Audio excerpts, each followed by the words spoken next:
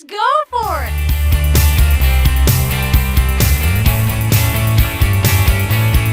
I like the dark stuff. Give me the dark stuff.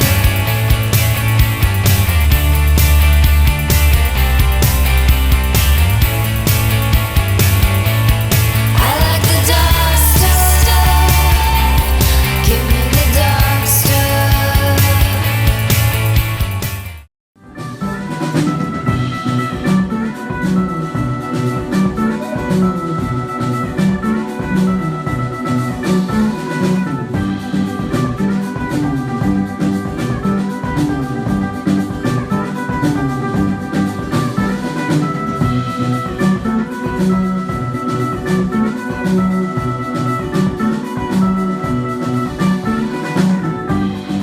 Painkillers,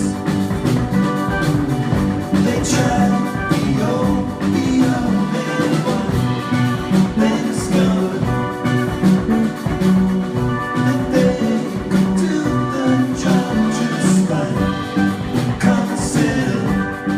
Hey everybody, it's me, your buddy Dave, the host of the Dark Stuff channel here on YouTube. Thanks a lot for checking out my newest video. In today's video, I'm joined by a guest. My guest name is Matt Focht. Matt is a musician, singer-songwriter, and has been making music in one form or another and recording since the early 90s, probably about 1993 or so. He's had his own bands. He's been a fill-in member of bands. He's done session work. He's done all sorts of stuff over the years. You'd know him from groups like Opium Taylor, Bright Eyes, Head of Femur, High Up. His current group is called Hartford Focht. And he's played with a number of other musicians, like I said, on record and in concert. So in this interview conducted in person here in the bunker right there at the couch you're looking at right behind me, we go over Matt's entire career. I got a little bit of music samples of some of the stuff he's done over the years. You can find most of the music that he's played on online on Spotify or YouTube. As far as his newer stuff that can actually be easily gotten, I have an address below in the box below where you can order it through Bandcamp and places like that.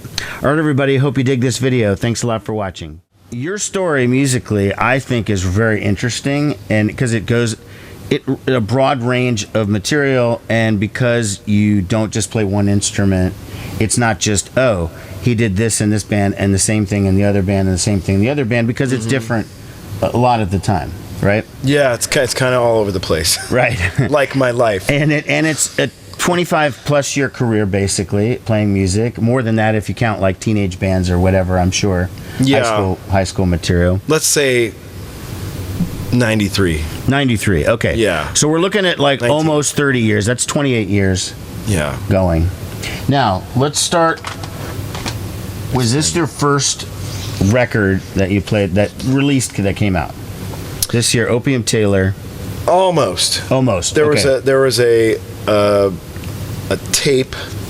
There was a couple tapes, but we'll get past the tapes. We'll get past the tapes. There was a few tapes, high school, freshman year in college, but yes, this was the first real band I was in where we had a van and went on the road, played, made a real recording, made vinyl, right? And Caulfield Records was the label. They predated Saddle Creek as putting out a lot of Nebraska music.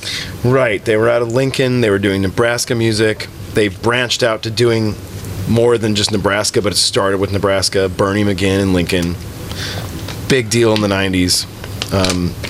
The guy was a total scene maker, and we were lucky to get on that label. Okay, now this one, I think, despite this sticker, which may be from a different bag that I just put it in, I feel like I got this record because I came into town and Dave from, Antiquarium. Dave Sink used to recommend records to me when I would come in. He would get he sold me the first Cursive 7-inch. I think he sold me this one and a couple others. He probably sold you Fugazi, or you probably already... No, I already knew Fugazi. He didn't get me on that.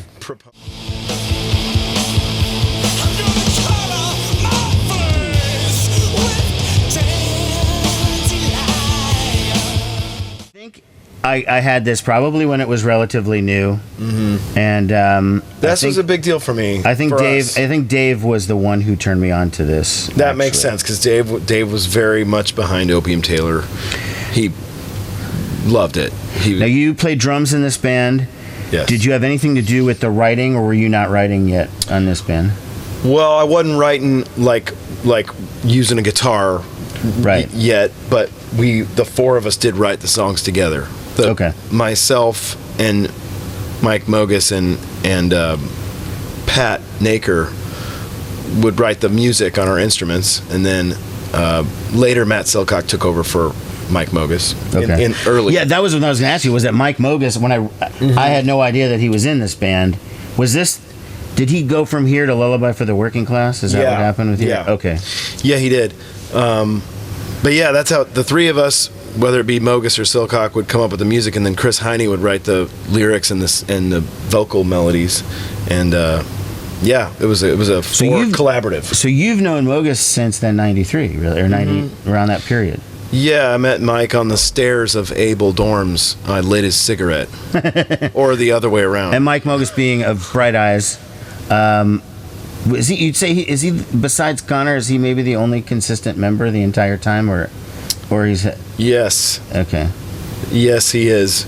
Connor made him a member, and then later he made Nathaniel Walcott a member. A full So member, the three of okay. them are now Bright Eyes. They're Bright Eyes. Okay. But yeah, that it's interesting to go back to Able Dorms where I met Mike. That's kind of where everybody met at that time.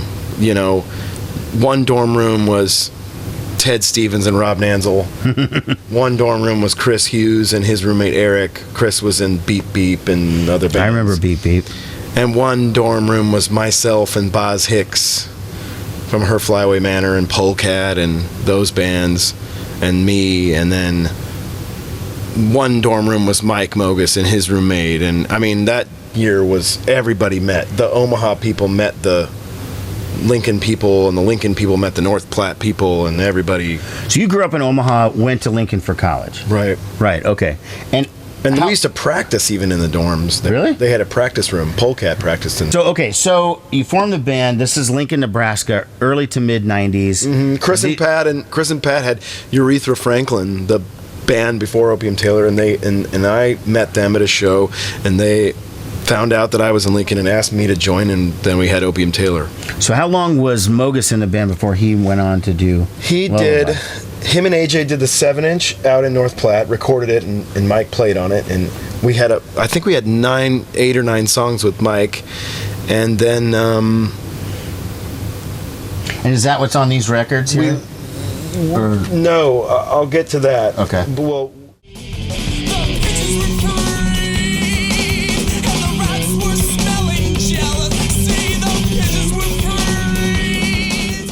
Two records. Which one? This one was first? yeah, so the 7-inch came out, Caulfield, it was great.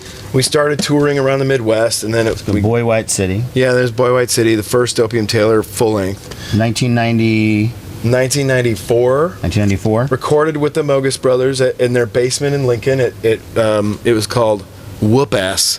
Oh, back that was the then. name right before the early story. Yeah, right. Yeah. Okay. And we started touring all the time, and Now, when you say touring, these are hand printed. You guys toured nationwide, Yeah, all over the country? yeah. Well, we only went to the West Coast once, but we went to the East Coast several times.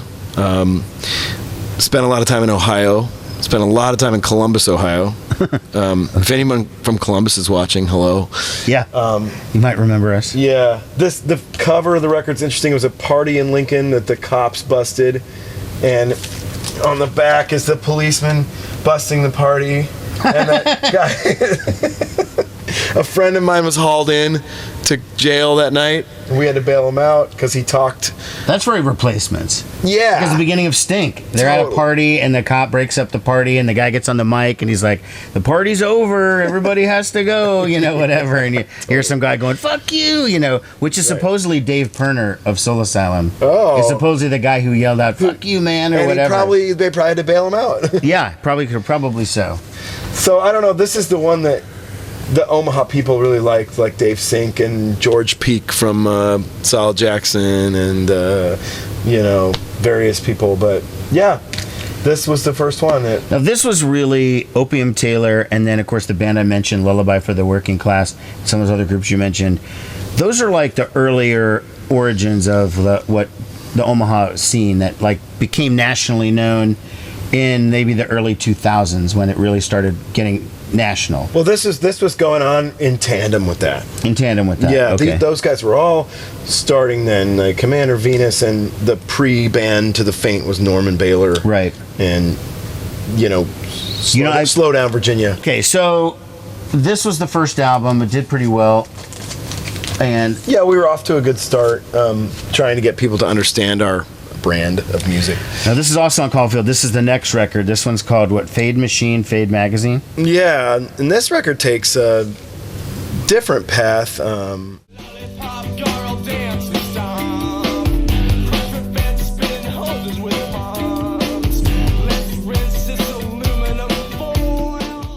This was recorded in January of '97, so this is recorded in your studio. Isn't that in Washington, D.C.? Mm-hmm, that's like the Discord. The Discord guy, studio. yeah, that was their studio. So that kind of ties everything in. Okay. Zientara was great. He was really great. He's a triathlete.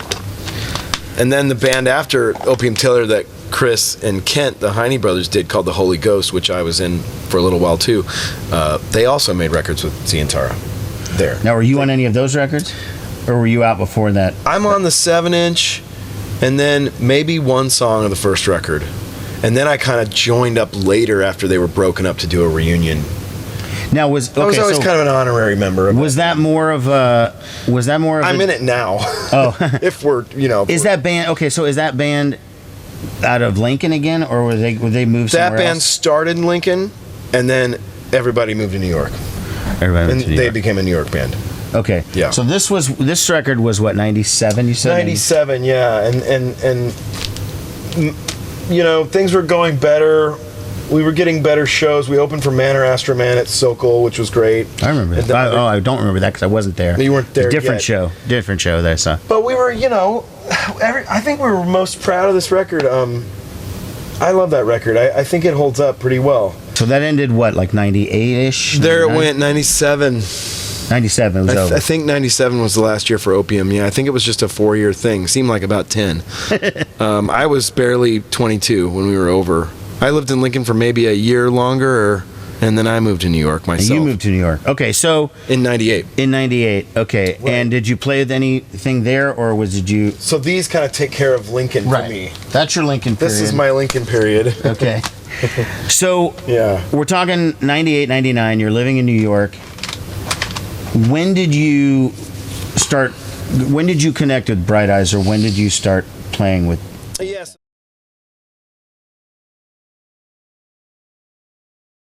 Because Connor lived in New York for a little while too, didn't he, back then?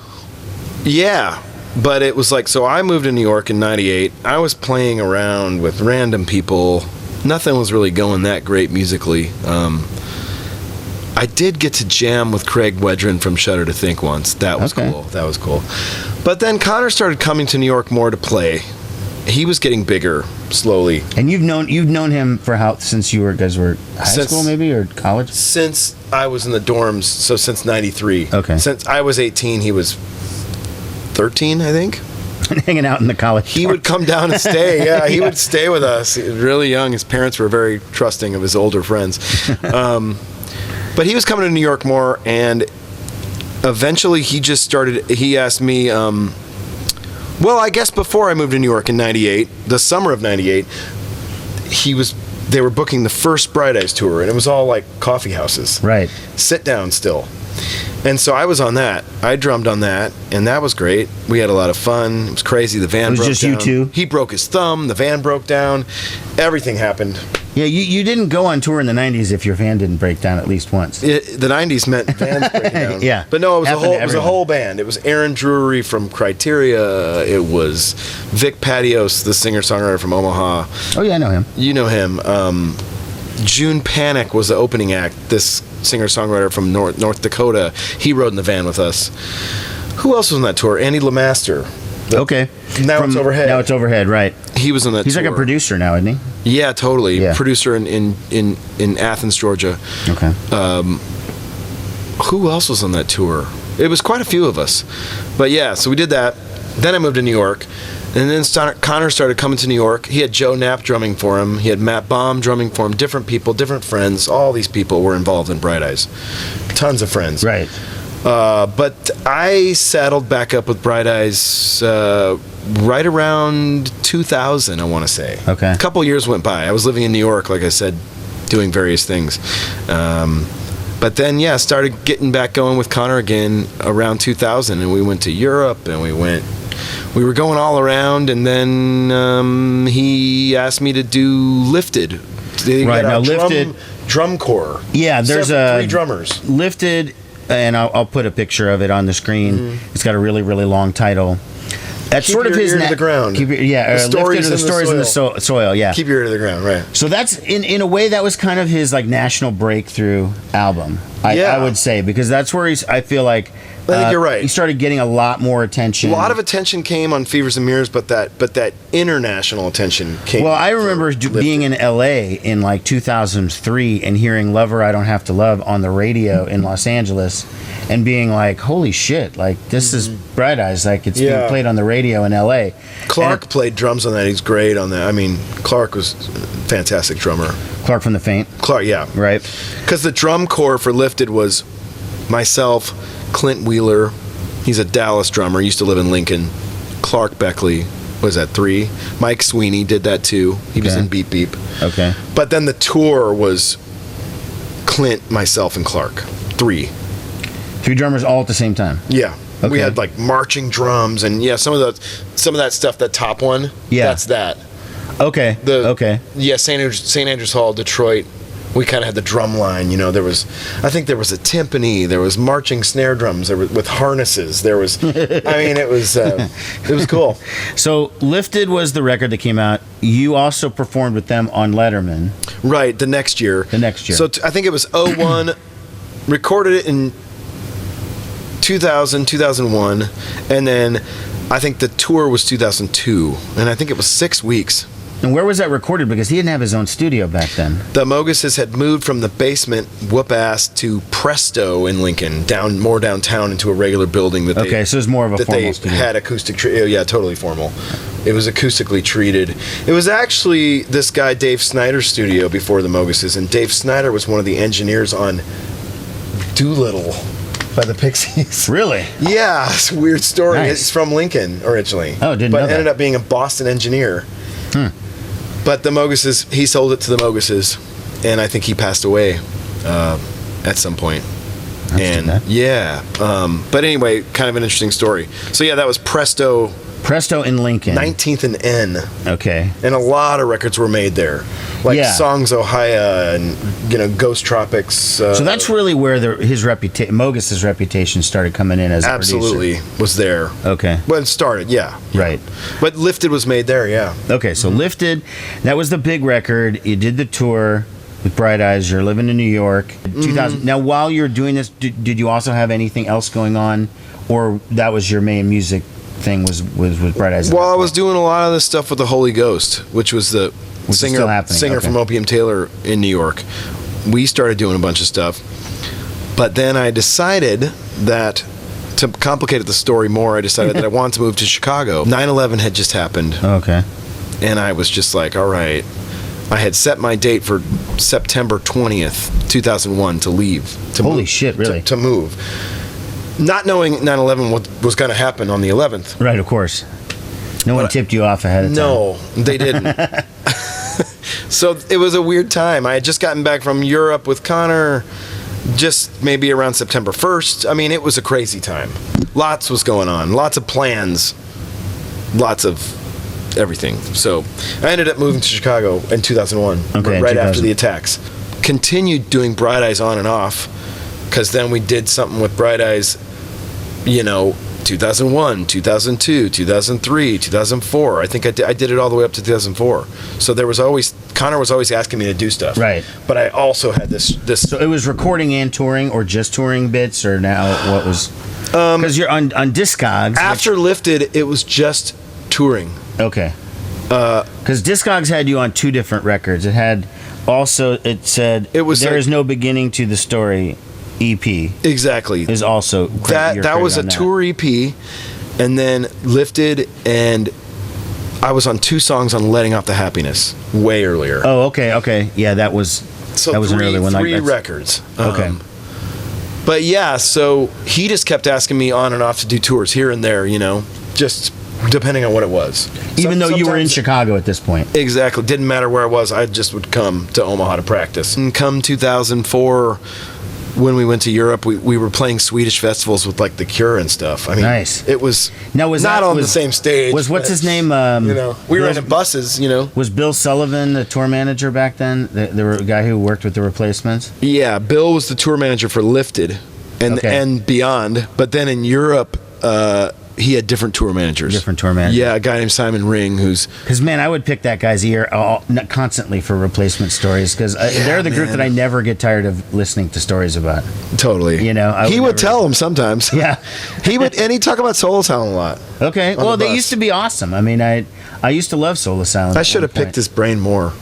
Yeah. Well, I couldn't have. He was helped fun to hang out with Bill I couldn't Sullivan. have helped myself, until he No. basically was like, "Just shut the fuck up about this."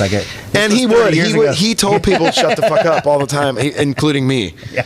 We got in trouble from Bill a lot. We were rascals. Let me share this one story. Okay. So we're in San Francisco on a Bright Eyes tour, and myself and Mike Elsner decided that we were gonna buy these burritos in the Mission, and we were gonna climb up to Mike Elsner's old apartment on the roof in the Mission, because Mike used to live there, but he was on the Bright Eyes tour as well. So we get these burritos, and we start climbing up this ladder to his old apartment, thinking that was all right. Yeah. No one would care if we were on their roof eating a burrito. So we did it, and we're up there eating our burrito. This is great, looking out, the Mission. Right. The burritos are Loving delicious. this is the best. Delicious Farolitos burritos.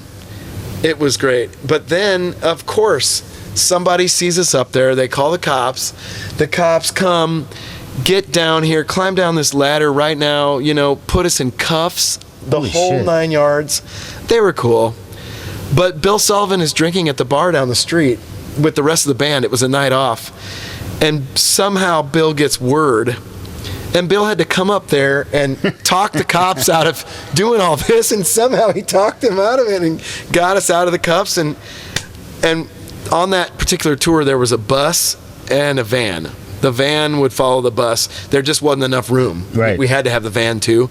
So Mike and I were assigned to riding in the van for the rest of the tour.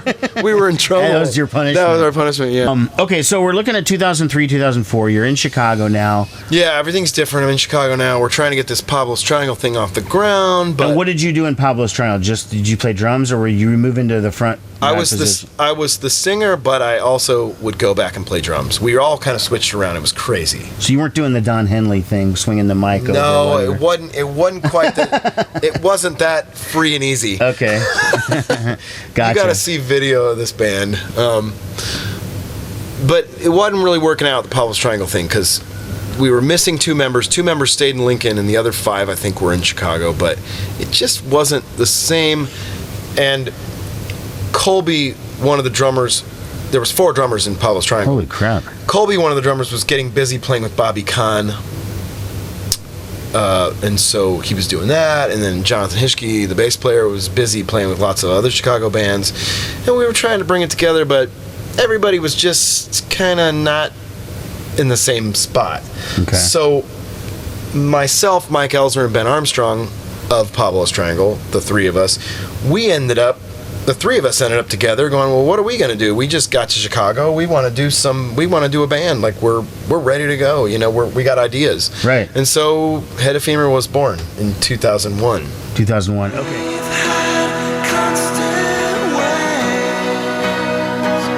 So the first Head of Femur record is called Ringo Dum or Proctor.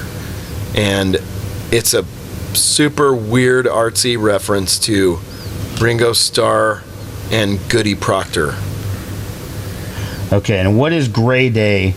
Well, Grade A Records was a friend of Yeah. ours named Todd out in Portland, Oregon, who took an interest in the band and put the record. Okay, out. so he was the label behind it. Okay. Yeah, he might still be a label too. So Head of Femur, this is the first record. So that's actually 2001 till technically the present. I mean, you had a record not too long ago.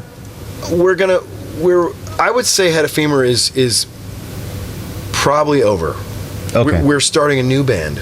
Okay. We're not going to call it Head of Femur. All right. We'll get to that. We'll get to that, right. Yeah. We're still back in the Head of Femur days. Yeah, we're at the beginning of Head of Femur in the first record. So you have this first record now. We listened to a lot of orchestral pop. Is this the first band where you sort of became like front person? Yeah. Okay. This is when it all kind of changed for me. Okay, so you're now singing, playing guitar. Mike Elsner taught You're me up how front. to play guitar. Now, when I listen to the band, I hear it as kind of like almost like a Midwestern XTC or something like that. Like, Yeah. it's kind of quirky, it's kind of poppy, but it's not. I'd say you're right. You're Yeah, going. it's not any. It's not any That's sort a of. great thing to say. Yeah, those no. Mike and Ben were very. I mean, a much comparison to into- XTCs, those I guys think, were is really always into XTC. Yeah, I think a comparison to XTC is positive. Hit the nail right on the head. Yeah, but it has like certain, like XTC has all these like British eccentricities, and Head of Femur didn't have that because you're not British. So it had that Midwestern, more Midwestern feel, Right. which is what I sort of liked about it. Got my nose punched in. Shake off. I'll move on to the second record. Okay, Hysterical Stars, and this was on Spin Art, which was a pretty good, successful indie label. Yeah. I know the Lilies were on that label, and I used to really like the Lilies. They were great. We were really stoked to get on that label. Okay. It sadly, it was kind of the end of that label by the time we got on it. Oh, really? But still, it was still a step up for us, Now, what were the circumstances behind the recording of this record? So we met some guys, a guy named Dan Dietrich in Chicago who had this studio called Wall to Wall downtown. It was really cool. There was like shag carpet going up the walls. It was a really old 70s studio, and he revitalized it, and he invited us to record there, and that's where we made this record. The second Head of Femur record. And then we got signed to Spin Art. Did some cool touring, toured with Dr. Dog and Architecture. I remember Dr. Dog, yeah. Architecture in Helsinki, and you remember them? Yeah. We toured with I'm blanking, Andrew Bird. Okay. We toured with Wilco. Not a fan, but he's very well known, and Wilco, of course, that'd be awesome. Yeah, that was awesome. Andrew Bird was great too. Andrew Bird would only take 3 of us though, and not all 9 of us, How did that work? because he was only a duo himself. So he didn't want to have 9 people open for 2 people, which I understood. So Mike and Ben and I pared it down to 3. Is that true that that guy from Andrew Bird was in that, like, Squirrel Nut Zippers or one of those Yeah, I bands in the think he was 90s? in Squirrel Nut Zippers for a hot minute. This was the second record, So yeah, this is probably We're on the Spin Art our label. biggest record. but Or Spin Art most is known. sort of declining at this point. Mm-hmm. They're They're going almost on down. their way out.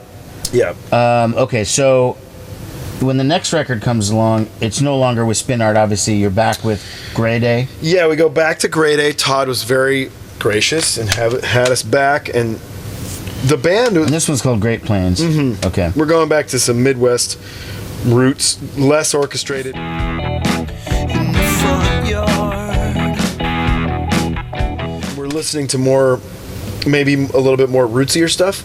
This record's still orchestrated, but in a different way, in kind of a rootsier, kinksier, rootsy way. The band, I feel like the 3 of us really, really liked this record. This was always our favorite album. Yeah. Out of the 3, I always said that was my favorite one, but then that new one came out a few years ago, the Here Here Tune Maker, and now I'm teetering. But this record has a very special place with me.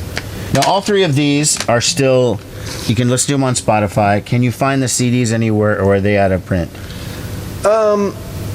They're out of print, but I bet you money you could find them at used record stores. Used record stores. Yeah. Okay. On the tides with Riverside. is 2008, but then there's Jump this all the record. way, yeah. This Head of Femur record. Jump 9 which years is just later. a few. Yeah. I don't think we ever really broke up. Yeah. We just kind of... Your core three guys, the core three. Yeah. 10 years later, when I moved back to Nebraska, Mike and Ben had been working on a new Head of Femur record, and they wanted me to sing on it. And I thought it was great. And I thought the songs were great. Yeah, this is a really good record. I mean, I like all of these too, but this was the past for me. This was the present because I was able to see you guys. I think it was the release show at Reverb or something. And it was current. Yeah, it was very current. Yeah. That was the first time I ever saw the band perform live. It sort of started with them getting back together independently and working on it, and then they kind of brought you back in. Yeah, they were like, oh, we got all these songs, and we think they're pretty good, and we're gonna start recording them. Were you still in Chicago at this point? And they were in Lincoln, and I was in Chicago. We decided over the phone that it was going to be a Head of Femur record. Okay. We wanted it to be. Called Here Here Tune Maker. Your chances of finding a copy is probably better of this one than these, I would imagine, if you were looking. Yeah, in Nebraska. Yeah, in Nebraska, right? Okay. Yeah. Would people be able to find this mail order?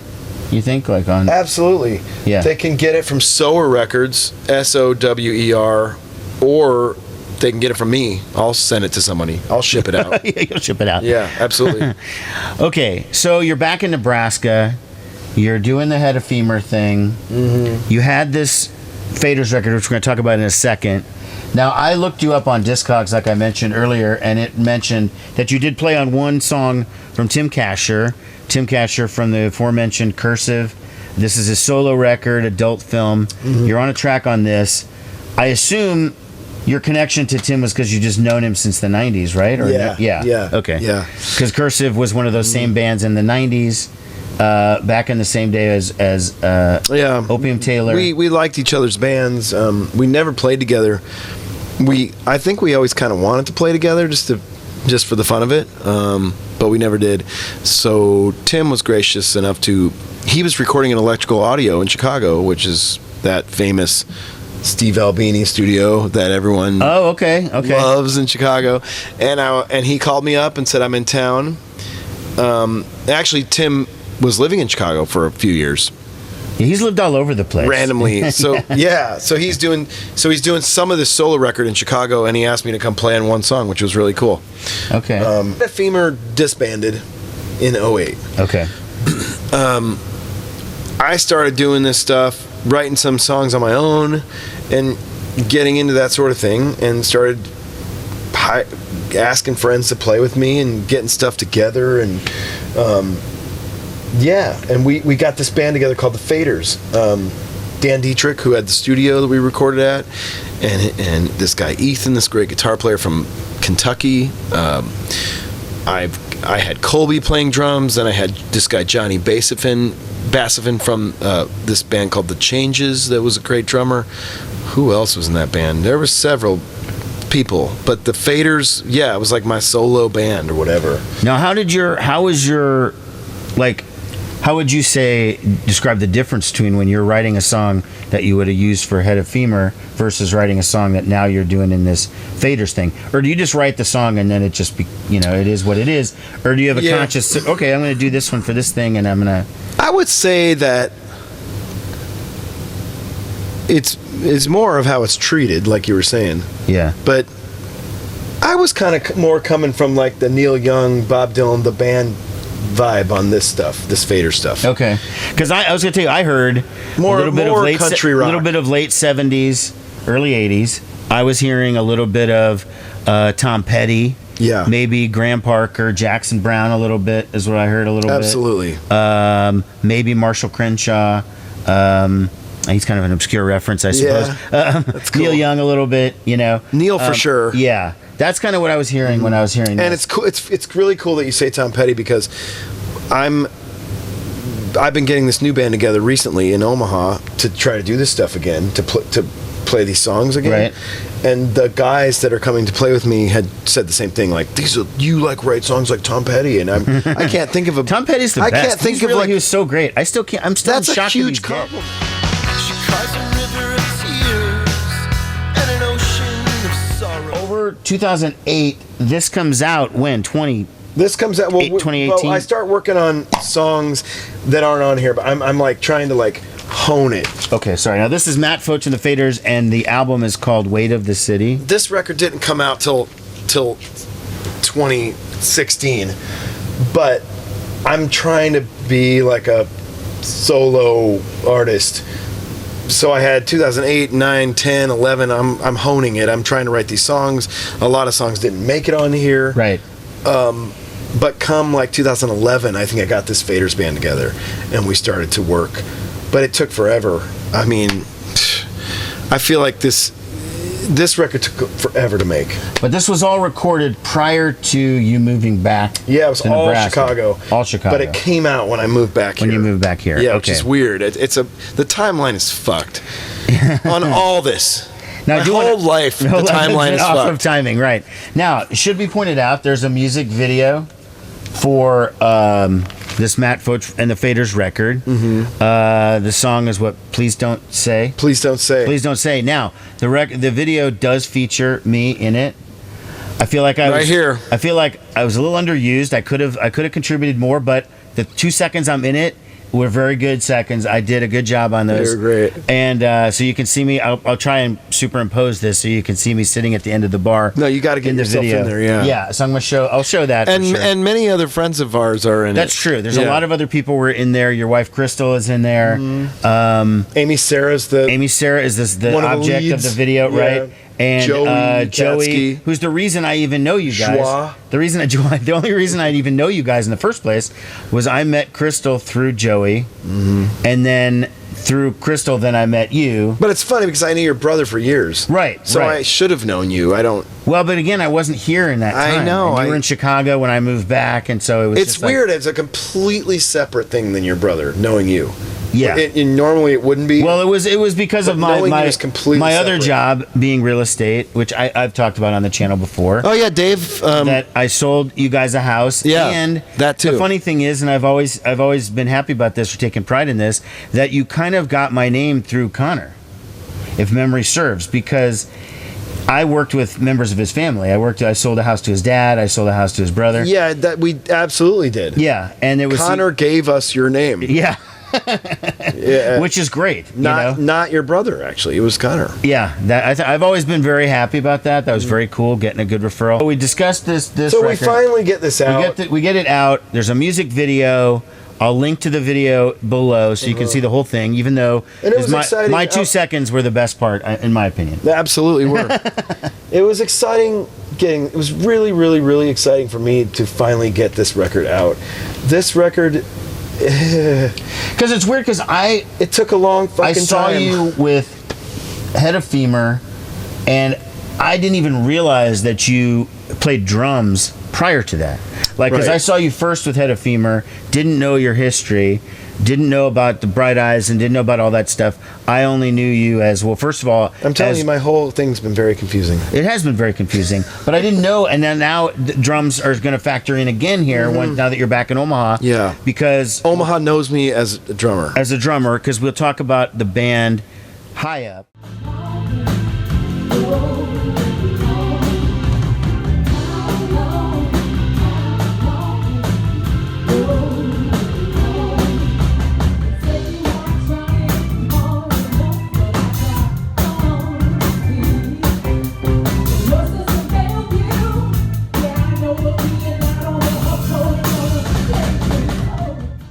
Right. Which had one record out in 2018, Right. and You are here. so You Are Here, High Up. This is a band that features Arenda Fink from Azure Ray, Todd Fink from The Faint, Arenda's sister, she's the front person for the band. She's Christine. the singer. Christine.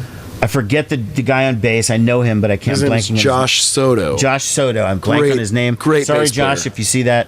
I No. do know you, but I blanked on your name for a second there. You see him around. Yeah. And you came in, you played on the record, right? But you weren't the original. You weren't there at the very beginning. No, they You had came in- they had a whole band career before I got here. I gave it to the bank. I guess I lost it all. Now, the record was recorded It was really fun. here in Omaha, Playing with and that band. was it at Mike Mo? in Connor's studio. Did you do it at ARC? At ARC, yeah. Okay, because now January of January of 17. So the aforementioned Mike Mogus now has a studio in Omaha. It's him and Connor's joint studio. Right? They both own it. They both have it together. And Mike Mogus, who we referenced from way back in Opium Taylor, in 1993, and now here we are, 25 something years later. Was he the engineer on the record? Yeah. Mike made that record for High Up. Graciously, yeah. He recorded it and he mixed it. Now you weren't involved in the writing in this band. No. They wrote all the songs. The songs were written prior, correct? Yeah, I was not involved in the writing. Okay. I was just the drummer. Because for those that haven't heard High Up, it's kind of like indie rock with a soul kind of vibe too at the same time, because the singer Christine she could really belt it out and had like a good stage she had more of a punk rock presence, but her voice was more like kind of like that, like a southern white person soul, and I don't mean that in a negative way. But they really are southern people from Alabama. Right, they're from the South. Yeah, I know they're from Birmingham area, Alabama. So the Fink sisters brought that southernness to the band. Now, I saw you guys one time. I know you played out a bunch in Omaha, but I only saw it one time, and that was at the Maha Festival, which I'm sure I'll be showing a clip here. Where you were the stage manager. I was the stage manager, and I wasn't doing a whole lot of stage managing during your set because I was running around to the front taking pictures and stuff. But that was the year that Todd then played twice, because he played with you guys in the afternoon, and then the Faint played later on that night with Run the Jewels and stuff. That was a great year, that show. That was and a really Built to Spill was great, and Built to Spill and fucking Belle and Sebastian was amazing. That's they right. blew That was all the same roof year. off that. That was all that same year. Yeah, that was the only Maha I've ever been to. But yeah, we had higher hopes for that High Up record, and we did do a national tour. Which was great, coast to coast. There was a fucking lot of us in one van.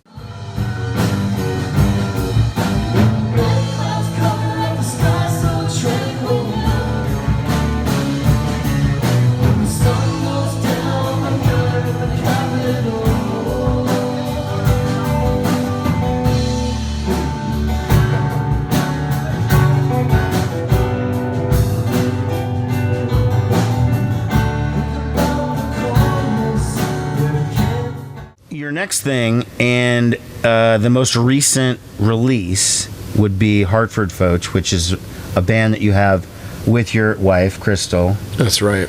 Now, that's a band, you do have an album. It's a self-titled album. You can find it online.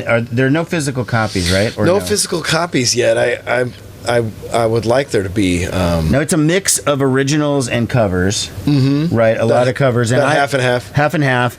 And I felt like when I was listening to it, it has like a very early to mid 70s kind of California vibe, like that Linda Ronstadt sort of period, like when she used to actually be backed by the Eagles or whatever. Yeah, that early 70s vibe. Graham Parsons a little bit, that sort of period. That's what when I'm listening to it, that's sort of the feel that I get. And it's got two singers, you and her and Crystal, so you get the balance, the male-female thing going. Is that kind of what you guys were thinking? I mean, yeah, totally. You're right there. We started doing this band in Chicago maybe around 2012. We started doing it for fun. We just had all these cover songs that we'd like to do. And Crystal's a great singer. She sings kind of like Linda Ronstadt or Laura Nero. Yeah. And we do a Laura Nero song, the Stony End song. That's right, on the album. Yep. And so it just became more fun and more fun to do. And we got all these friends, of course, to help us do it. And so when we got to Omaha, we were just like, we're going to keep doing this. Like, we got to. And it's not just the two of you up there, acoustic guitar. I mean, you have a band. Yeah. Yeah. We prefer having a band. Yeah. We can do it as a duo, but it's more fun to have it with everybody. Yeah. We have some of the Head of Femur guys, 3 of the Head of Femur guys back us, and one of their dads plays keyboards. Yeah. So that's still going. The record is still pretty current. Came out, I think, towards the end of last year, of 2020. Yeah, it came out on Christmas Day. Christmas Day of 2020. It's not a Christmas record, but it came out. Right, but it came out. The sky so tranquil. When the sun goes down. And And it's on all the streaming sites. right, it is on Spotify. It's on Apple Music. Those sort of things. So that's your most recent recording, Yeah, right? yeah. So currently, then Would like to do some release shows too. Yeah, you've got the Hartford Focht thing. You've got the Faders band is still going. Well, Correct. it's not the Faders, but we're doing these songs. Okay. But you're not, so it's going to be called something different, or you're going to use your name. I or think how's we're that? just going to call it Hartford Focht. Okay. Because Crystal's going to sing. We're going to do Hartford Focht songs and Matt Focht songs. Okay. And that's kind of the next thing. I got you. And I think we're just going to be Hartford Focht. Okay. With sort of a different band. I got you. I've got some Omaha players that I've got lined up. Now, that's coming out? That's coming soon? Or I've had relatively one soon? practice. Oh, one practice. Okay. Yeah, It's a little early right now. Yeah, yeah. Still not there yet. I also have another project that I'd like to talk about. Yeah, sure, absolutely. Yeah. I was going to ask you, what else is this? Was that the only thing? No, the answer is no. You've got something else going on. I've been doing this thing for a whole year with this friend of mine named Chris Yambor. He made a couple Sing Unix tapes for Simon Joyner and Chris Deedon. Okay. Back in like the mid '90s, solo tapes. They were on Sing Unix. This is a label that Simon Joyner had. I don't think it's any longer. Right, his current label is called Grapefruit. Grapefruit. Right. Right. So Chris moved back from New York. He's living in Omaha, and he's put this band together called The Breakers, and I'm the drummer. Okay. And we've got this great bass player named Robert Little who's played around town for years. So it's the three of us, and we're pretty excited about it. Now, have you had recording more than ARC. one practice? Yeah, for a year. Okay. So yeah. So you've done a lot of practicing. And So you're about to we're go at ARC. record. Okay, and that's current. We've been. Oh, okay. So All we're right. going back. And is Mike Mogus the engineer on that one, or No, we have Adam Roberts doing it. Okay. Who he did the Hartford Focht record. Okay. All right. This same engineer. And that was done. Was that also done at ARC? That was done at Adam's studio called The Library, and then also ARC. Okay. Both. But this Breakers record has just been ARC. Just been ARC. Okay. So some new stuff on the horizon. This stuff is more like Lou Reed, Suicide, more in that late 70s New York, Okay. 80s even, like maybe even current, like sounding, whatever that means. Right. Hard to describe. Is it instrumental, or is there? No, Chris sings and plays Chris guitar sings, okay. and piano. And you're the drummer. You're not singing in this band. No, No. not yet. I would like to maybe do some backups. Right. But I'm just the drummer at this point. Okay, so you're only doing the drums on this one. So your outlet for new songs is going to be the new Hartford Focht. Yeah. Right. Yeah, I got a couple new ones I'm working on for that. And that would be where This was kind of what I want to do. I want to have my own band where I play the guitar and sing and write the songs, and then I want it to be the drummer in a band. Right. That's kind of what I'm working with now. All right, thanks for watching until the end. Hope you dug this video, and hope you are going to check out some of the music. Again, you can find most of it on the streaming services, Spotify, Apple Music, etc. And I know the Opium Taylor stuff can be found on YouTube if you can't find that on Spotify. But please do check it out. Thanks a lot for watching, everybody. Take care. Bye-bye.